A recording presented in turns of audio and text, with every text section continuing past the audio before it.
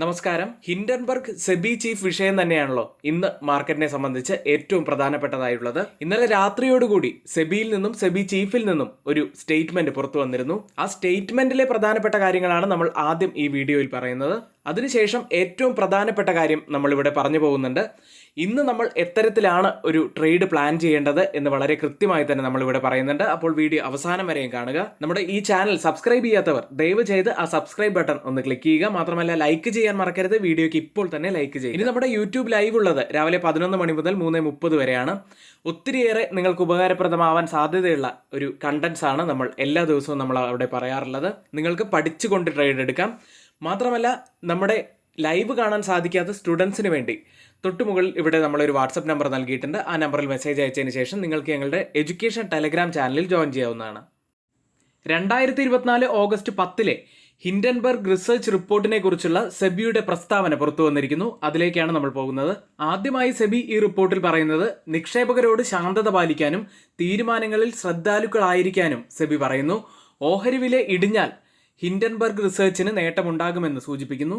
അദാനി ഗ്രൂപ്പിനെ കുറിച്ചുള്ള അന്വേഷണങ്ങൾ കൈകാര്യം ചെയ്യുന്നതിന് ഉൾപ്പെടെയുള്ള സെബിയുടെ നടപടികളെ ഹിൻഡൻബർഗ് റിപ്പോർട്ട് ചോദ്യം ചെയ്യുന്നു.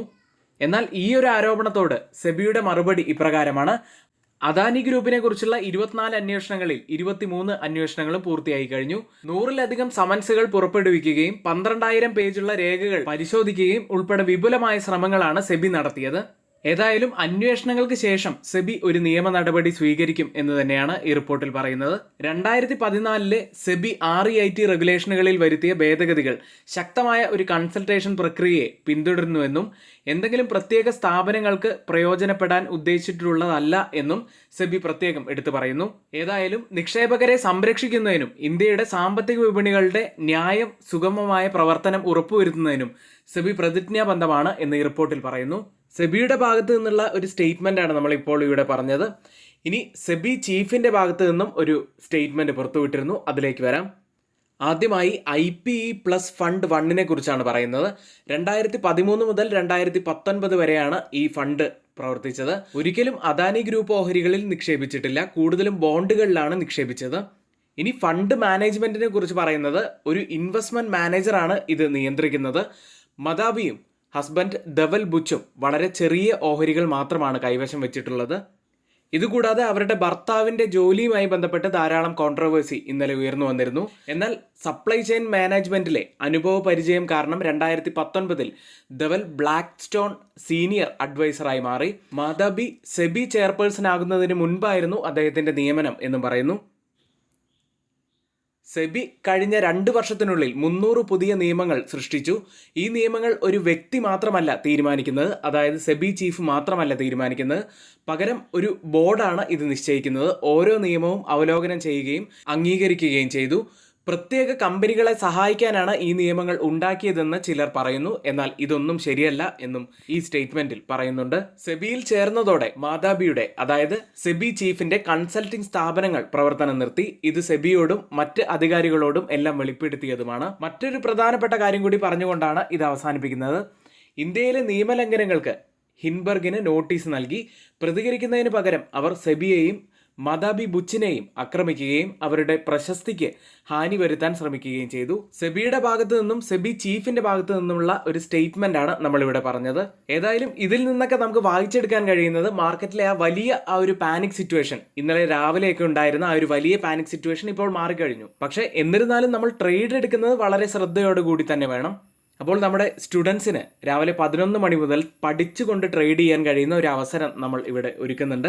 നമ്മുടെ യൂട്യൂബ് ലൈവ് എല്ലാവരും കാണാൻ ശ്രമിക്കുക. രാവിലെ 11 മണി മുതൽ 3:30 വരെ യൂട്യൂബ് ലൈവ് ഉണ്ടായിരിക്കും. നിങ്ങൾക്ക് നിങ്ങളുടെ സംശയങ്ങളെല്ലാം അവിടെ ചോദിച്ച് നിങ്ങൾക്ക് മുന്നോട്ട് ട്രേഡ് ചെയ്ത് പോകാവുന്നതാണ്. ഇനി സ്റ്റുഡൻസിന് നമ്മുടെ എഡ്യൂക്കേഷൻ ടെലഗ്രാം ചാനലിൽ ജോയിൻ ചെയ്യാൻ സാധിക്കുന്നില്ല എങ്കിൽ വിഷമിക്കേണ്ട കാര്യമില്ല. തൊട്ടുമുകളിൽ നമ്മളിവിടെ ഒരു വാട്സപ്പ് നമ്പർ നൽകിയിട്ടുണ്ട്. ആ നമ്പറിൽ മെസ്സേജ് അയച്ചതിന് ശേഷം ഞങ്ങളുടെ എഡ്യൂക്കേഷൻ ടെലഗ്രാം ചാനലിൽ നിങ്ങൾക്ക് ജോയിൻ ചെയ്യാവുന്നതാണ്. ഇന്ന് നമ്മൾ ട്രേഡ് എടുക്കുമ്പോൾ ഏറ്റവും പ്രധാനപ്പെട്ടതായി ശ്രദ്ധിക്കേണ്ട കുറച്ച് കാര്യങ്ങൾ കൂടി നമുക്കിവിടെ ഒന്ന് പറഞ്ഞു പോകാം. നിങ്ങൾ മാർക്കറ്റ് കൃത്യമായി തന്നെ വാച്ച് ചെയ്തതിന് ശേഷം നിങ്ങൾ ഒരു ട്രേഡിലേക്ക് എൻ്റർ ചെയ്യാൻ ശ്രമിക്കുക. അതായത് മാർക്കറ്റിൽ തുടക്കത്തിൽ വലിയൊരു അപ്പ് മൂവ്മെൻ്റ് ഒക്കെ കാണുമ്പോൾ തന്നെ ചാടിക്കേറി ഒരു പൊസിഷൻ എടുക്കാതിരിക്കുക. കൃത്യമായി തന്നെ വാച്ച് ചെയ്തതിന് ശേഷം ഒരു 2-3 മണിക്കൂറുകൾ മാർക്കറ്റിനെ വാച്ച് ചെയ്തതിന് ശേഷം ഒരു പരിഗണിക്കുന്നുണ്ടെങ്കിൽ അത്തരത്തിലുള്ള കാര്യങ്ങൾ മനസ്സിൽ വെച്ച് മാത്രം ഒരു ട്രേഡിലേക്ക് എൻ്റർ ചെയ്യുക. ഇന്ന് മാർക്കറ്റ് വോളറ്റൈൽ ആയിരിക്കും എന്ന കാര്യത്തിൽ സംശയങ്ങളൊന്നുമില്ല. അതുകൊണ്ട് തന്നെ നമ്മൾ ഒരു പൊസിഷൻ എടുത്തു കഴിഞ്ഞാൽ അതിൽ കൃത്യമായിട്ടുള്ള സ്റ്റോപ്പ് ലോസ് വെക്കാൻ ശ്രമിക്കുക. ഇന്ന് പെട്ടെന്ന് ഒരു റാഷ് ഡിസിഷൻ നിങ്ങൾ എടുക്കാതിരിക്കുക. കാരണം മാർക്കറ്റ് വളരെ വോളറ്റൈൽ ആയതുകൊണ്ട് തന്നെ പെട്ടെന്ന് നമ്മൾ എടുക്കുന്ന തീരുമാനങ്ങൾ ചിലപ്പോൾ നമുക്ക് തന്നെ വിനയായി മാറാനുള്ള സാധ്യതയുണ്ട്. ഇപ്പോഴത്തെ ഈ ഒരു വിഷയവുമായി ബന്ധപ്പെട്ട് സോഷ്യൽ മീഡിയ അങ്ങേയറ്റം നമ്മൾ ശ്രദ്ധിക്കേണ്ടതാണ്. കാരണം ധാരാളം കോൺട്രവേഴ്സീസ് ആണ് ഇപ്പോൾ നടന്നുകൊണ്ടിരിക്കുന്നത്. അപ്പോൾ പലതരത്തിലുള്ള പ്രസ്താവനകൾ വരും, അത് മാർക്കറ്റിന് ചാഞ്ചാട്ടം ഉണ്ടാക്കും. അപ്പോൾ കൃത്യമായി തന്നെ നമ്മൾ സോഷ്യൽ മീഡിയ ഇന്ന് വാച്ച് ചെയ്യേണ്ട ഒരു സെഗ്മെന്റ് തന്നെയാണ്. ഇനി നിങ്ങളൊരു ലോങ് ടേം ഇൻവെസ്റ്റർ ആണെങ്കിൽ ഇതൊന്നും നിങ്ങൾ പരിഗണിക്കേണ്ട കാര്യമേ ഇല്ല. നിങ്ങൾ കൂളായി തന്നെ ഇരിക്കുക. ഏതായാലും നമുക്ക് മാർക്കറ്റിന്റെ റിയാക്ഷൻസ് കാത്തിരുന്ന് തന്നെ കാണാം. ഏവർക്കും നന്ദി. ഈ വീഡിയോ പൂർണ്ണമായും ഒരു എഡ്യൂക്കേഷണൽ വീഡിയോ ആണ്.